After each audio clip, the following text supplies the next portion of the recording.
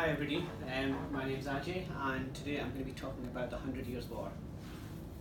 As you can see, it was a war that was fought between England and France, and it lasted from 1337 until 1453. The war didn't actually, there was three distinct phases of the war which I'll talk about. The first one was about the Edwardian War, the second was the Caroline War, and the third was the Lancastrian War. Now, everybody's thinking 116 years is a long bloody time, but one thing to understand is that each one of these wars was followed by a period of peace. So how exactly did this war start? In order in order, we have to go back to William the Conqueror's days, back to like 1066, when, as the Duke of Normandy, he conquered England with his ragtag band of Normans and Vikings and Burgundians. Now, as his territory was Normandy, that was part of the French crown. When he invaded England and won the throne, he became King of England. Now, throughout the next few centuries, his descendants, Henry II, Matilda, Henry II, they enlarged their holdings in France and known as the Angevin Empire. Now, as dukes of like various entities in France, they had to pay homage to the French king. Now, are you really going to think, me, a king, having tried to bow down to Chris, the king of Greece? I don't think so. And another reason, so after King John, when he lost all of the possessions that they had in France, there was like a small area that they had which was Gascony. So this was the start of the war, because the French king had pretty much pissed off Edward III and he decided to do something about it, simply because the King of France was also he was also interfering in Edward's new attempts to form a new empire by trying to invade Scotland, and so the Scots had asked the French for help. Now, another reason why was that Edward thought, well, look, hang on, I am the direct descendant of the last French king as his great-grandson, so I should be next in line to the French throne. So that gave him the prelude to invade France.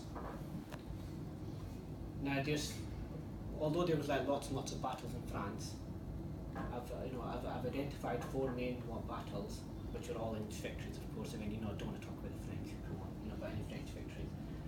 But the four most famous ones were the Battle of Sluis, which was a sea battle, which gave the English supremacy of the sea.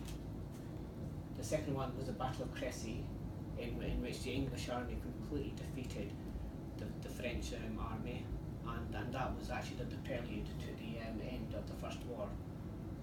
And then the second one, the first one was the Battle of Crécy was where the English defeated the French for the first time. That was the first major war.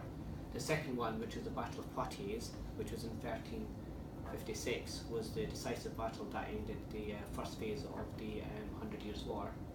And then the third one, the third main battle was the Battle of Agincourt, when King Henry V and his archers, which is the famous V sign, where they defeated the French in 1415.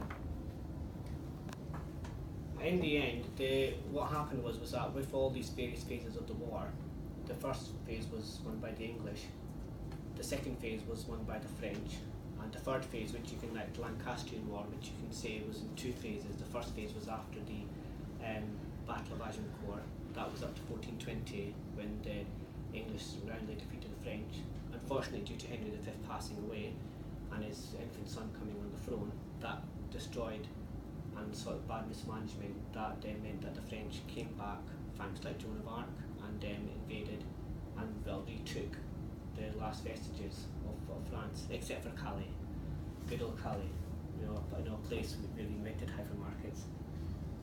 But after we'd lost all of our content possessions, in England, it created a lot of dissatisfaction, and that further led on to the Wars of the Roses. But in France, it created a highly centralised state, which was to be France's style for the next 400 years, until French Revolution. So yeah, Great. thank you very much. Is that the end? Yeah. Wait, Okay. sorry. Last slide. A few interesting facts. As I said, although the war says lasted 116 years, it actually I calculate it lasted only about 81 years. Although it's probably even shorter if you think about all the periods of how long it took for people faffing about and trying to create treaties. All the battles were actually fought in France. There was not one battle in England. And of course, the first real use of the cannon was happened at Cressy. Brilliant. Thank Cool. you. Thank you. Well done.